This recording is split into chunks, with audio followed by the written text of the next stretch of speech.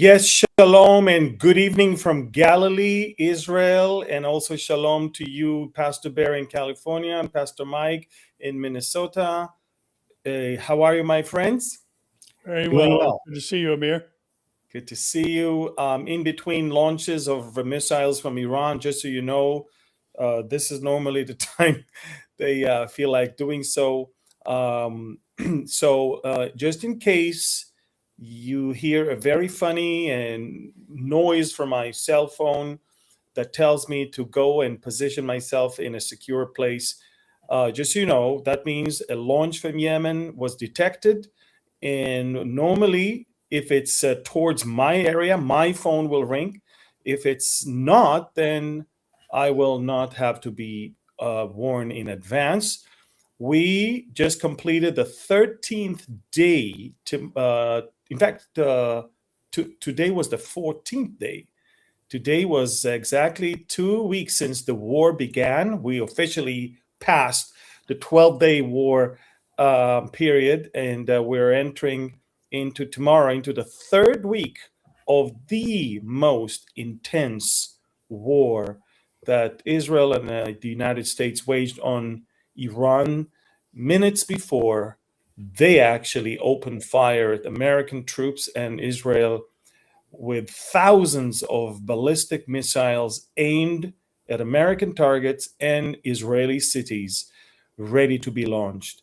We basically thwarted their preemptive strike, knowing that there is no way they can reach any agreement with the US simply because they said no to every offer. This Q&A is going to be about the Iran war. It's not going to be about general Bible prophecy or Bible questions. We're going to talk about events, and we're going to talk about Bible as it relates to these events. So, Pastor Mike, before we get to move forward with the questions, why don't I ask Pastor Barry to start with a prayer, and then we'll move straight into our Q&A. Father, we are so grateful to know the whole of the story. And even as we watch events unfold as they relate to that which you've revealed to us, God, through your word, we ask for clarity today. We ask that you would give ears to those who will hear. And God, we ask that most of all, we would come away with greater confidence in your word because of what we talk about today. So we ask these things, God, with grateful hearts and expectant of that glorious appearing of our great God and Savior, Jesus Christ. And it's through him we pray. Amen. Amen. Amen. Yeah, Mike, before you start, allow me just to say this, and I'll try to be as nice as I can, although nowadays I'm not a nice person. Most of the news you hear are garbage. I'll say it again. Most of the news, even from so-called Christians, garbage, because they are quoting sources that are non-reliable sources. And so even if you're a Christian and you quote things that are fake news, it doesn't make it real because you're a Christian. So I want you to understand that you are obliterated, you are bombarded, you are flooded with fake news coming from non-Christian and Christian news sites alike. And I need you to understand that right now, most of the things that comes out are things that are clickbaits, and they're trying to get your attention for clicks in order to get money from you, because YouTube pays them for that, because Facebook pays them for that. You have to be very careful nowadays with who you consume your news from and how you do so. And I'll tell you, I was inundated in the last 48 hours with questions. Is Netanyahu dead? We just heard Netanyahu was killed. We just heard, and listen, this is just one. We heard Tel Aviv is no longer, does not exist anymore. We heard this. Listen to me. The internet is flooded with AI generated photos and videos that the Islamic Republic is generating and disseminating. And it's sad that people don't use their brains. God gifted you with brains and common sense before YouTube was invented.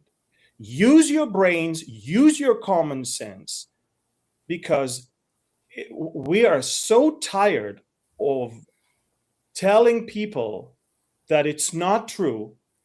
And we're also so tired of telling people if it was true, we would have told you that. But it seems like when you don't tell them that it's true, you disappoint them. People want to believe it's true because it makes it's more exciting, or it's more, I don't know. Listen to me, you have to be super careful. We've already crossed the line in our life, in our generation. We've crossed the line where no longer you can trust what you see, even, because now fake news are being manufactured even on video. It's no longer just text or some stuff that you can see on in newspapers.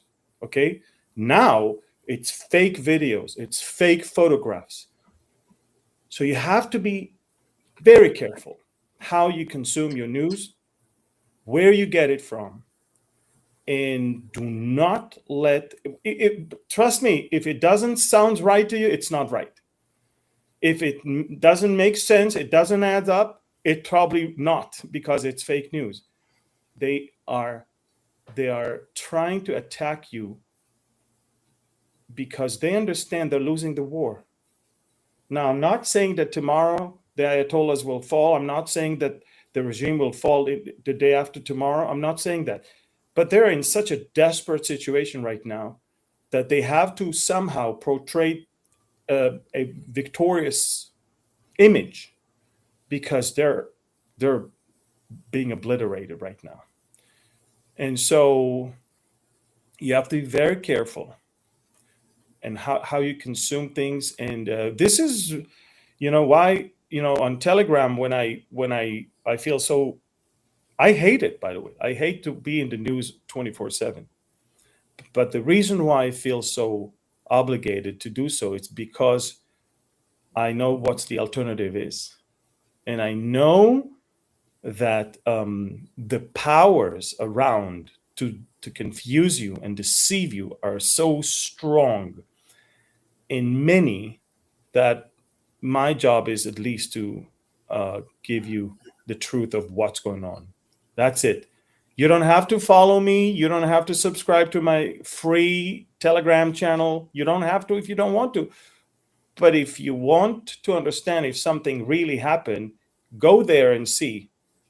Instead of, watching all of those fake YouTube videos, and because they're just terrible. All right, I needed to say that because it has crossed the line already. People are no longer using their common sense, and you have to, God gifted us with brains and common sense, and if you have the Holy Spirit, He also gives you peace and sound mind and power. And sound mind is sound mind. Okay, so let's use it. All right, Pastor Mike, take the reins. That's right. So a little bit different this time. I'm actually going to be taking the questions from the feed. So you don't have to put your name, because I can see your call numbers or your call names there. That's number one. Number two, you'll see my eyes looking down a lot because of that. And so it's not like I'm disengaged. I'm scrubbing the chat for good questions, which leads me to point number three in our guidelines. And that is that post questions and just feel free just to hold off on comments. We love it when we hear where you're from and all of that stuff. But what it does is it makes it much more confusing for me to get those questions. So if we can do that, we'll have a much better experience for everybody. And I'm going to jump straight into Bonnie's question right here. Amir, I think you should take this one. Hamas. We're hearing a lot about Iran, Hezbollah, What is the situation with Hamas? Are they involved still? What's their status? She's saying it's been pretty quiet throughout the war. Are they up to nefarious things while no one is watching? What is your thoughts on that? Almost. Listen, we're controlling over 50% of the Gaza Strip. Hamas is controlling 40-something percent. The population is in his territory. They try to show that they're the bosses, but a big thing happened to Hamas. Their biggest sponsor is now crumbling down. Hamas is, I believe that after Iran is gone, they're going to have to surrender immediately because they are left with nothing. Now, Hamas is trying almost every other day to infiltrate into the territory that is controlled by Israel, and we're shooting back and eliminating them. It happened this morning. It happened yesterday. It happened the day before yesterday. You don't see or hear about it because it's nothing compares to what's going on in Iran, in the Gulf, and of course in Lebanon. But diabolic, satanic ideology is still their portion, and they're still trying to eliminate Israel as much as they can. And they're pretty much powerless at this point. But unfortunately, under the agreement that allowed the release of the hostages and the whole Gaza Peace Council, we are obligated to give them 650 truckloads of food and supplies. And by the way, they don't need more than 100. I mean, to survive, they don't need more than 100. So in a way, we are sustaining Hamas by giving them so much so they can sell and keep for themselves to sustain themselves for longer. Now, look, you have to choose your battles sometimes. One of the best thing that Netanyahu did in this war is he didn't fight every word all time. He finished with Gaza, moved to Lebanon, finished there, moved to Iran, and now got back to Gaza, strike the deal, get the hostages out, and then came this Iran thing again now, and now Lebanon, Hezbollah joined, and now we're striking in Lebanon as well. So it's best, if you can wait, it's best to finish with the much, much bigger issues that we have right now to deal with Iran and Lebanon, with Hezbollah and the Ayatollah regime. And once we're done with that, I believe it's going to be the end of Hamas. Look, none of us in Israel have any patience with these Nazis. We're done. We know this is a different Israel. It's an Israel that is willing to control 20% of Lebanon, 5% of Syria, 50% of Gaza, maybe 100% of Gaza.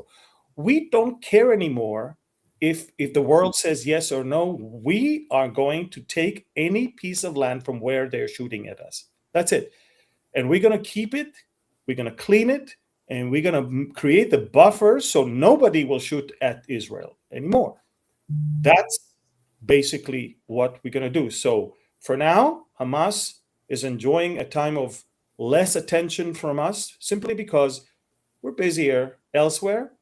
The minute we're done, I'll give it 4-5 more weeks. We'll get back there. We'll take care of business. Mm-hmm. Next question's for you, Pastor Barry. M.A. Bunny on YouTube. Many prestigious rabbis believe that Israel has already been experiencing peace, and we are now in the Ezekiel 38 war. Nova is what triggered the war itself. What are your thoughts? Again, this is one of those questions where there's a lot of disinformation, so I selected it just so we could set the record straight. Pastor Barry? Yeah, Mike, I think we can, look at this and questions like it and say that it's quite possible that this is leading up to the full-scale Ezekiel war. But the participants are clearly indicated, and most of them are absent from this scenario. Now, it is interesting that we're seeing things develop on both sides of the issue, where you've got the Arab Gulf states that are leaning towards joining this, and because of the actions of the Iranian regime. But also you've got the non-participant militarily of Russia. Of course, we do know behind the scenes they're working against Israel and the U.S., but also you've got the non-participant, the major player of Turkey. Libya is uninvolved, as is Sudan, in the sense of participation militarily. And this is what this whole invasion is about that Ezekiel talks about. It is drawing down from the north by God himself with a hook in their jaw and with economic motivation as the goal or the cause behind it. We're not seeing any of those things. Right now, the basic idea behind what Iran is doing is the destruction of the Jews. And like I said, I think all of these things are very possibly pushing toward that motivation that God uses to draw them down out of the far north. But I don't think that we're seeing the Ezekiel war in and of itself right now. But very, very possible we are super close. Yeah. Let me move to you, Amir. Let me say this, because you've been reporting on the Strait of Hormuz for the last few days, and SecWar Hegseth has commented on this multiple times. Edward is saying, our country is affected with oil price. Until when will we suffer from high price? But can you also include what's going on in the Strait of Hormuz and all of the disinformation from fake media saying that the Iranians have control of it and that this is a disaster that the Trump administration couldn't see coming, and all of this disinformation that you referred to earlier? This is a specific example. It's exactly the topic that the garbage CNN has been reporting fake news. It's exactly that piece. First of all,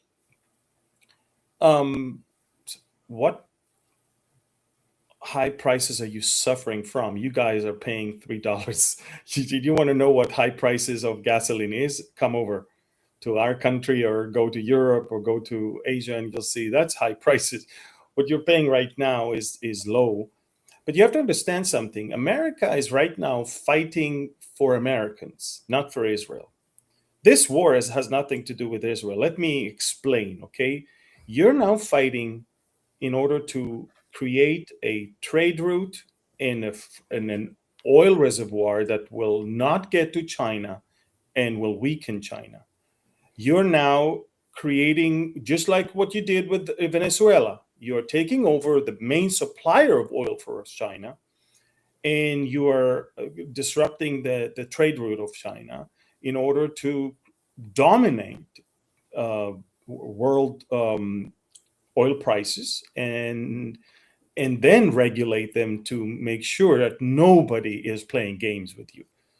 One of the think about it, a country acquiring nuclear weapon will always play that game of closing and opening the Straits of Hormuz. And right now what they do is they allow only ships of countries they like. Think about that. And that's international waters. They're not allowed to do that. So what America is doing right now is actually taking care of energy for. You understand, if President Trump was only caring about America and America's money, make no mistake, higher prices of oil are making more money for America. America is the number one oil exporter in the world right now. That's right. So it's not like you guys need to suffer from this. If he wants, he won't. But what he's doing right now, it's on a global scale, and it's a strategic move to weaken China and Russia. And sometimes, when you undergo an operation, there is the point where it hurts, and then comes the healing. And you cannot expect a war that is right over the passage of 30% of world's energy without having any effect on it. And so I believe that this is the number one concern. And if you think he didn't think about that before, you can kiss that thought goodbye. Most, if not all, the deliberation was not about military move.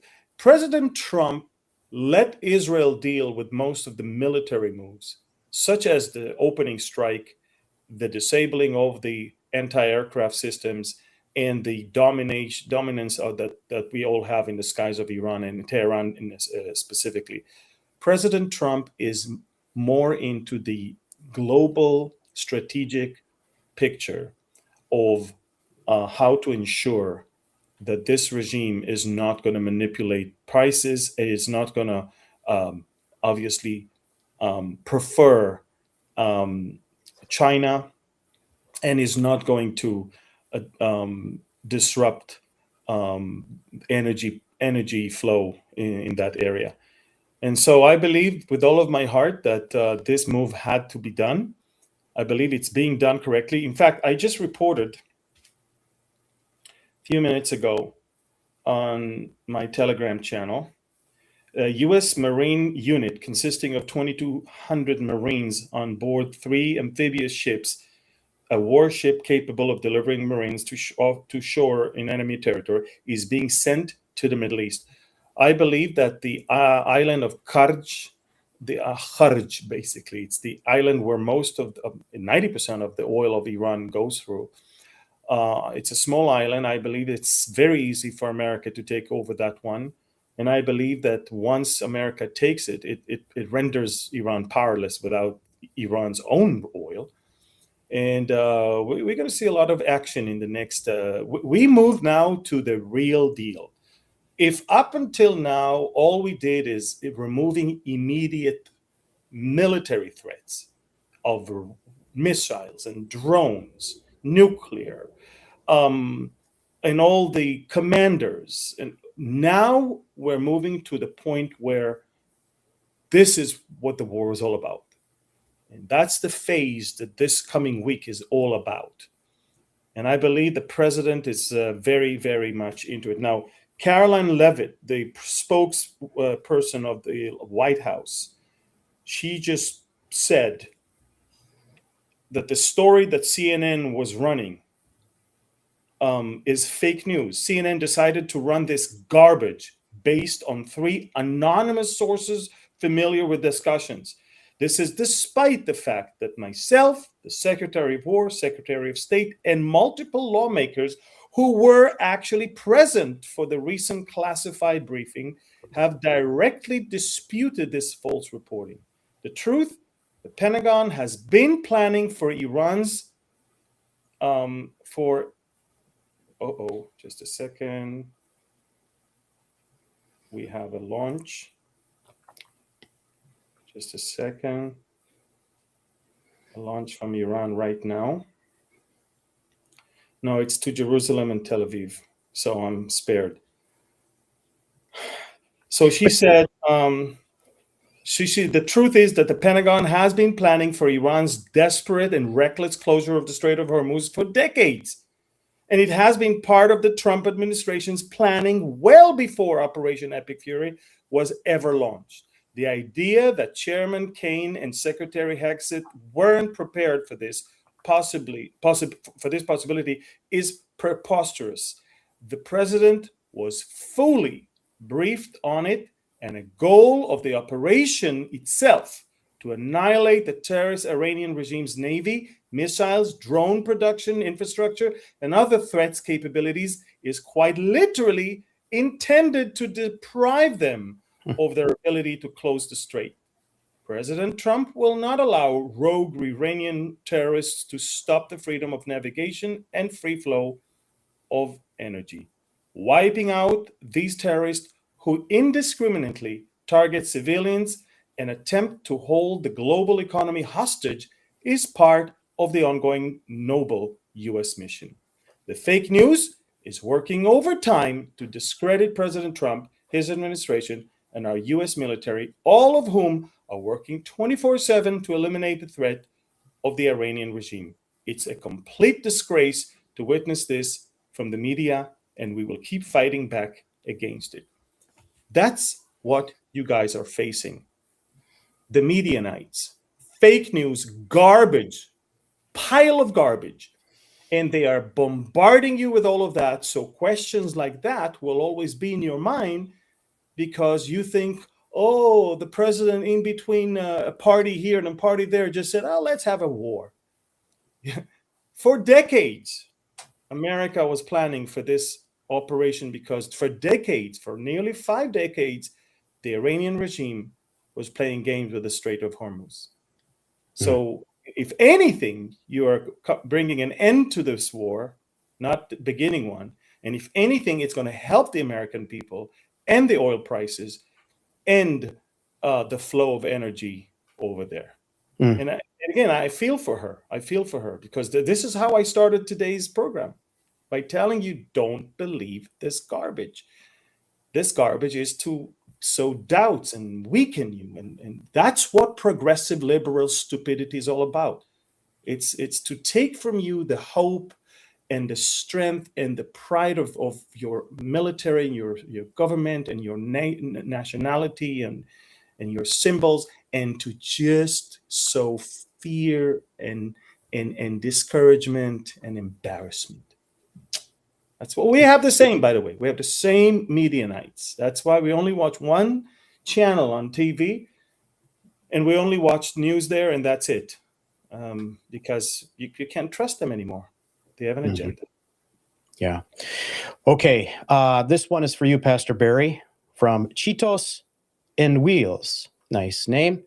Question: for Israel to feel peace and security, will Iran have to be in peace with Israel or some sort? And if I may, just add to this, if you read the Ezekiel 38 and 39, it's talking about the walls and that they don't really need them. There's a situation where Israel becomes so secure and peaceful that even walls aren't even necessary, at least in a metaphoric sense, if not a literal sense. Pastor Barry, if you look at the situation that this war is, doing to Israel, how do you anticipate that'll lead to the fulfillment of a peace right before the Gog and Magog invasion with all of that? Yeah, it's interesting, Mike, because I think one thing that often gets overlooked about the phrase that you're talking about is that it is a peaceful people. That doesn't mean it's a people at peace. It means the people are peaceful by nature. And also, to the word security means boldly or in confidence. So I would say right now, there are a peaceful people who live in Israel, the Jews, who are bold and confident right now. And so I don't think that there necessarily has to be this season where all is good and there's no war, any of those things. That's I think looking at the language there gives us that indication. But also I think we have to remember about coming up against the city of unwalled villages. In antiquity, it was common to build a wall around your city. And these people who dwell confidently and boldly with a desire for peace in their native homeland aren't all walled in and have all these fortresses built around them, like former cities, would be protected by. But again, that's how I see it. I know other people see it otherwise. That there has to be a time of peace, and that's when the Ezekiel invasion takes place. But I think looking at it, grammatically, the Jews are a peaceful people. They want peace. They've tried to have peace and been constantly under attack. But at the same time, my wife and I have talked about this, Mike, and I know you know the same is true. We have been to Israel multiple times, obviously, not quite as many as you since you lived there. But one thing that we notice is there is a sense of confidence and boldness, and there's a happiness in the people that just kind of gives you a comfort that hey, this is the land where all things in the world are going to draw down to, and God has brought His people back to bring glory to His name, and they will never be uprooted again. So, again, that's kind of how I see it, Mike. And again, like I said, I think there's others who see it a little bit differently, but I see the Jews are a peaceful people already. I believe that they are confident and bold already. So this whole thing could go down at any time. I don't particularly believe we're waiting for a season where no one is attacking Israel. Mm-hmm. I understand. Amir, there's been a lot of assassinations and assassination attempts. This question is a springboard for what I want to add to it as well. Tara Fisher, do you think the chosen leader of Iran is alive right now? You had reported that there was the new supreme leader, the son of the late Khamenei, was possibly wounded. Oh, not possibly. He's not just wounded, he's critically wounded. I'm not even sure he knows he's the heir. Sorry.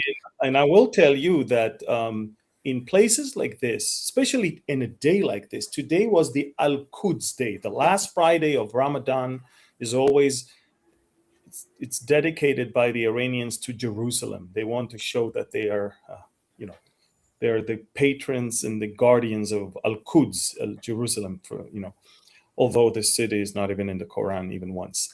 But the thing is, it's the first time there is not a single word or a photo of the supreme leader of Iran on the Al-Quds Day since the revolution in 1979.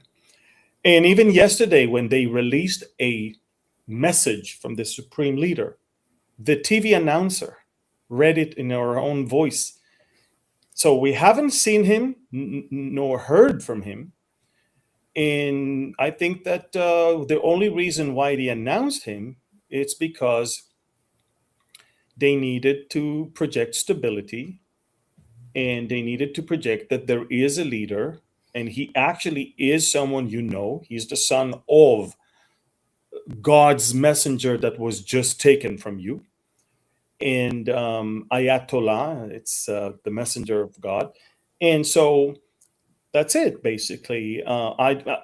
Some suggest in Israel that he may have been dead already, but they cannot say anything because at this time they need him to be alive. They need to project to everyone that he's alive. They're afraid that a real living person might actually make some major changes in the IRGC. The IRGC, it's a cartel of high-ranking officers that are controlling most of the economy in Iran.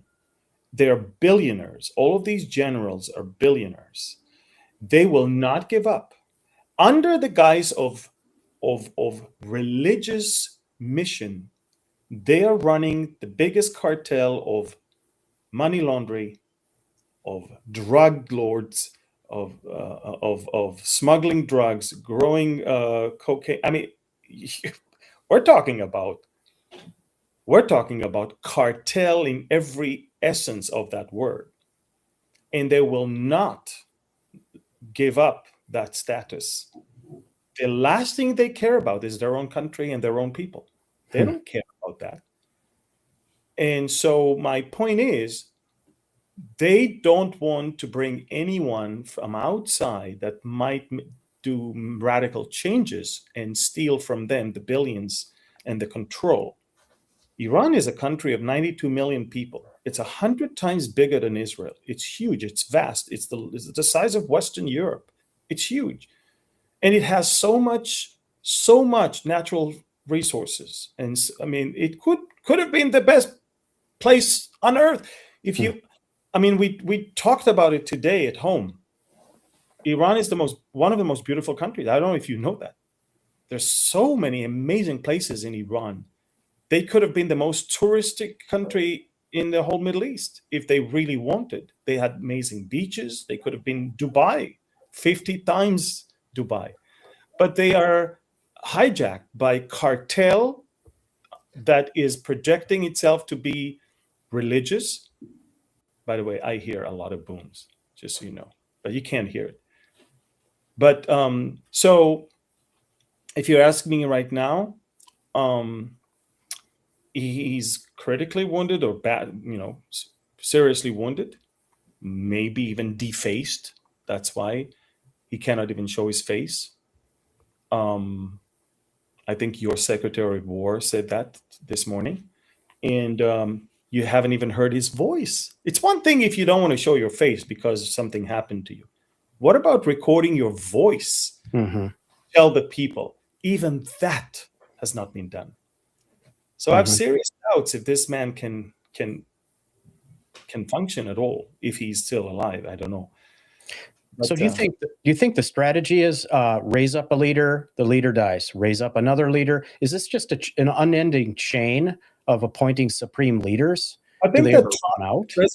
President Trump at this point made it very clear that he's willing to work with whatever leader they have that is willing to work with him.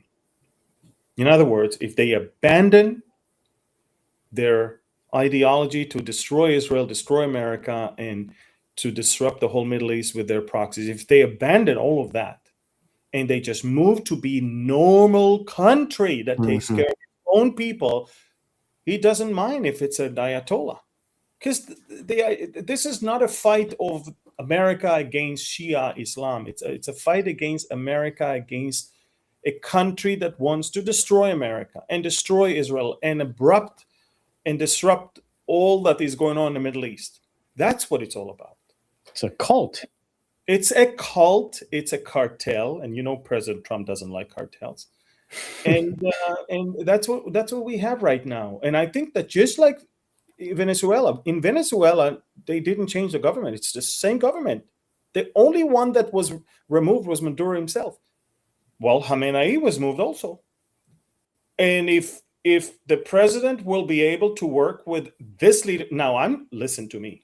I don't wish the Iranians to have this government stay in power. I don't. But I think that the president is very careful not to say that we will only win if we topple the regime. He's not saying that. In fact, he's saying the opposite. He's saying we will create, even Netanyahu last night said, we are creating conditions for the people to change the regime. But if you can bring the horse to the trough, but you cannot force it to drink. Yeah. Okay, and that's what he said. Netanyahu just said that. Look, we are not going to say we are here to topple the regime, but we are here to create the conditions for the people to do that. But quite frankly, right now, if I was an Iranian, I wouldn't go out because they're still outside with heavy machine guns, and they vow to slaughter anyone that will come against the regime. After 40,000 people slaughtered and the world did nothing, do you think any Iranian family is going to send their children out to the street anymore? Not until all the Basij, all the IRGC, they're all gone, not until they are armed and not until they get help from outside, and then they will go out. Will that happen? I don't know. I hope it will. But I mean, I've said that from day one. Both America and Israel did not specify the toppling of the regime as one of the objectives of the war, because they knew that eventually it's up to the Iranian people, not to America or Israel. Okay, thank you for that. Let's go to the next question. David Lane.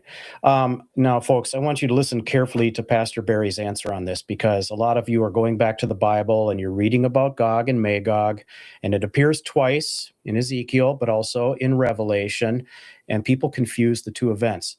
Pastor Barry, dispensational teaching has suggested that there are two Gog and Magog wars. It's not only just dispensational thinking, folks. It's a common view. And Pastor Barry, can you explain the difference between these two, and why do people get this confused, and why shouldn't we confuse the two?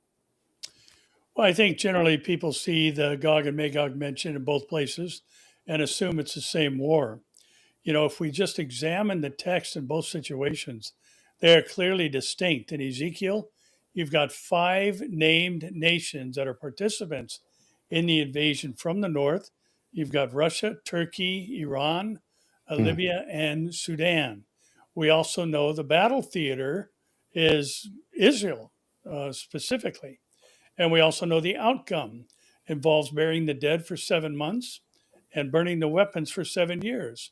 We're given very specific details as to what's going to happen after the Ezekiel war. You jump forward to Revelation chapter 20, and you've got the mention of Gog and Magog, but that's where the commonality ends. Because one, we have no aftermath that's recorded there. It is not 5 nations. It is people from all over the world that come to fight against the Lamb. They are instantly destroyed. And the aftermath is not burying the dead. It's not burning the weapons. The next thing that happens after the Revelation 20 war is the Great White Throne Judgment. There is nothing that should or would indicate to us that you've got a repeated text that's indicating this is the same war in two different places, Old and New Testament, that is. So you've got a different battle theater, you've got different combatants, and you've got a different outcome in Ezekiel 38 and 39 than you do in Revelation chapter 20. I think that's kind of the condensed version, Mike, and it just I think answers it pretty decisively. But I would also say, I don't know the intention of throwing out dispensationalism there, but I get that every single week. Somebody calling me dispensational. I think a lot of times that gets thrown out there without the real understanding of what that term means. Yeah, I think some, view the dispensationalism as believing that God saves people through different means throughout the course of history, which I don't believe. I don't know anybody that does believe that. I believe that all people have to have a relationship with Christ. I believe that those who went to Abraham's bosom had the gospel preached to them. And after Jesus resurrected from the dead, they did too. And it wasn't until then that it was possible for Paul to write 2 Corinthians 5:8, to be absent from the body is to be present with the Lord. So Gog and Magog, two different battles. Who Gog is, I think, is a mystery. Magog seems to be an indication of the same type of thing, an enemy of Israel, but they are clearly different battles, and the text mandates that that's so. Yeah, thank you for that. Okay, Amir, Russia.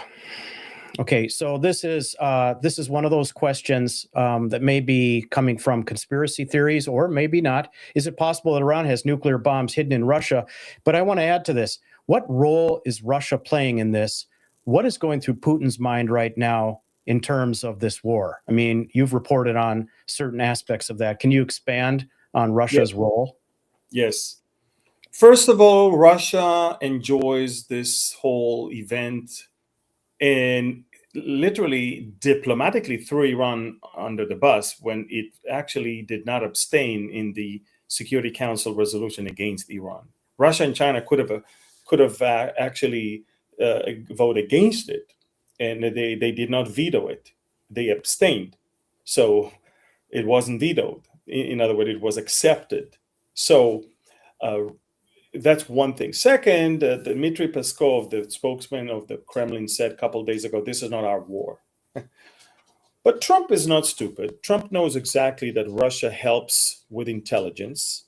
And also Russia is willing to help Trump supplying oil where there is shortage of oil. I mean, and that's why Trump allowed the lift of the sanctions over countries that are taking Russian oil in the next 30 days just to alleviate the shortage that we have right now. So Russia is making money. Russia can continue fighting without the attention on it. Russia can help Iran with its intelligence, but not really with any other thing. Russia is selling Iran now weapon rather than buying from Iran. So, Russia is basically double dipping here. Remember, and people have to remember that Russia will not be defeated until after the Ezekiel war. It won't be defeated. If you think that Russia will be defeated in the Ukraine theater, kiss that thought goodbye. That's not going to happen. And if you think Russia will crumble because of Iran's defeat right now, it's not going to happen. Russia has prepared itself long before the war with Ukraine. It prepared its economy for that. And so right now, what we're watching is an active war that is not with Russia.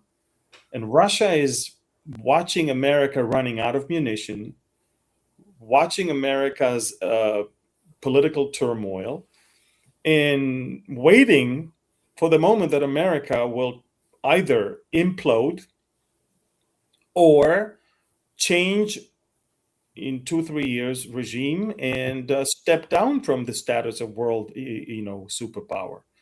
That's exactly what Iran is banking on. That's exactly what Turkey is banking on as well. Remember, America is not mentioned in Ezekiel as a country that is coming to help Israel. Israel won't have any. And right now, America is big time helping Israel. In fact, if you ever come to the Ben Gurion International Airport near Tel Aviv, it looks like a military airbase of the U.S. Air Force. I mean, we have about 40 mid-air refueling tankers parked on the tarmac of the Ben Gurion Airport, not to mention other aircrafts that I don't need to tell you the type of. So my point is, at the moment, America and Israel are big time together, fighting a war that should have been fought long ago, but because of stupid progressive mindset of leaders, it didn't. But Russia is waiting around the corner for this war to end and for the thing that will happen that will bring America down from its world superpower status. And then they'll make the move. And that's when Iran will join the coalition. Because Iran understands, look, once this war is over, whether Ayatollahs are still controlling it or not, Iran is defeated, Iran is weak, Iran is bankrupt. It'll take Iran long before it. But the minute, remember, what is more dangerous than an angry animal? A wounded angry animal. And Iran is going to wait for the moment to avenge this whole thing, and it'll hop on the first wagon it can find. It knows it cannot do it alone, and it will join a coalition. This is why I'm a bit struggling with the concept of peace with Iran right now, because all I read about in the Bible is not peace with Iran, it's war with Iran. That's what the Bible talks about. So if anything, the next war is all about that. And speaking of the next war, for the last 5 years, I've been writing novels, fictions, but it's basically biblical because I want to prepare the people to understand the players of the different, of the war, the Ezekiel war.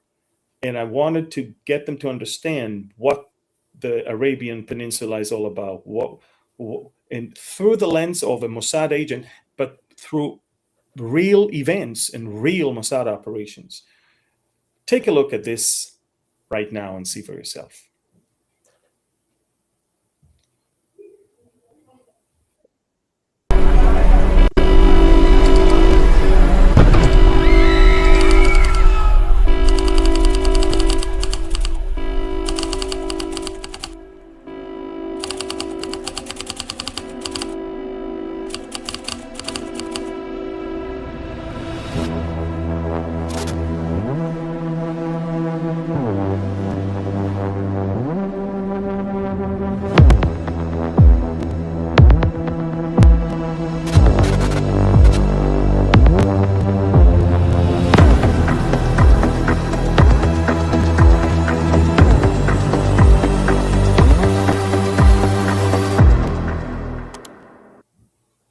So May 5th, we're going to launch the next war, and it's all about Ezekiel.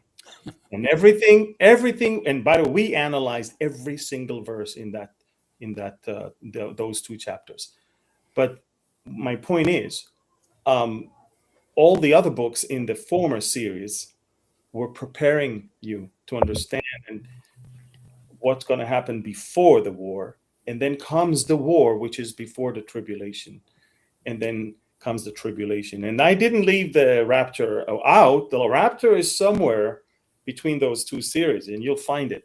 But it's very interesting, very biblical, very uplifting. I want you to pray that this book will draw people to the Lord and save them. And if you can pre-order it, I would love for you to do that. Mm-hmm. All right. I think we have one more. One more question, Pastor Barry. You know a lot of Iranians. That's why I'm throwing this at you. There's a lot of Iranians in SoCal.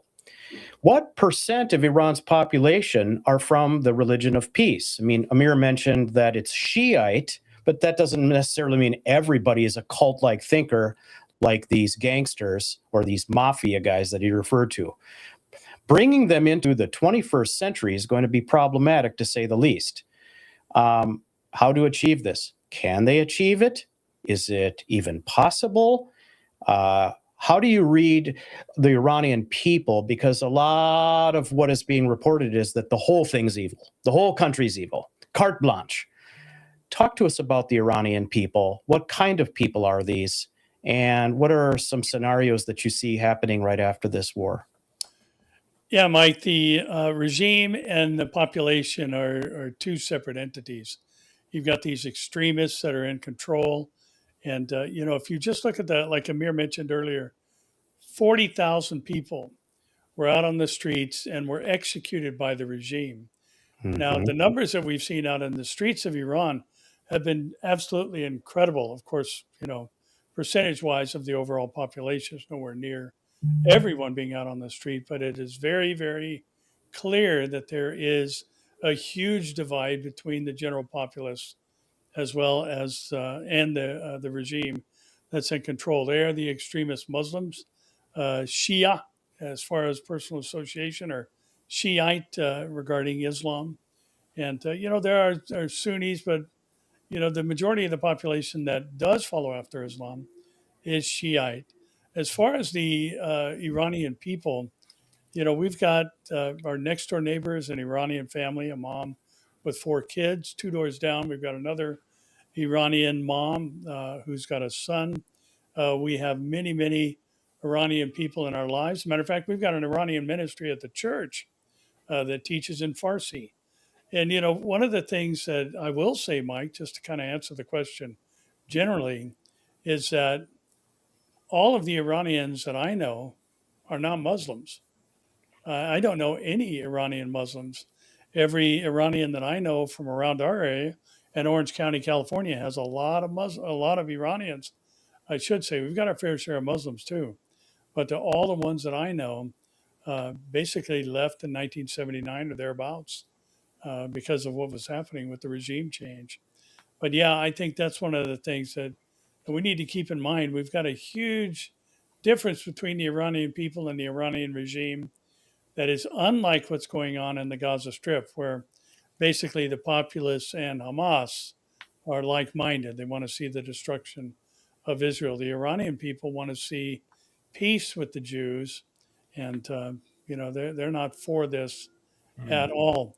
I think, as we talked about earlier, Mike, it's a bit unfortunate that when Netanyahu is calling for the people to seize the day, so to speak, um, you're asking people who are accountants and restaurant workers and all that to take up arms against a vicious regime, and without any type of help or support. It just, like Amir said, I don't see that happening. It's a very frightening thing that they've already experienced, with so many of them being executed by this just monstrous group of people who are in control. So, got two different things. And somebody, there's a little clip floating around on I think it was Instagram, where there was a woman debating someone who came up to their public speaking people, and she said, the definition of Islam is peace. And the guy obviously was wise enough. He said, "No, it isn't. The definition of Islam, the word means Submission. submit or submission."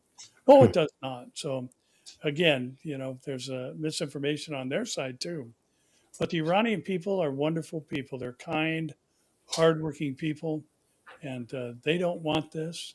They don't want this animosity towards Israel, the better portion of them.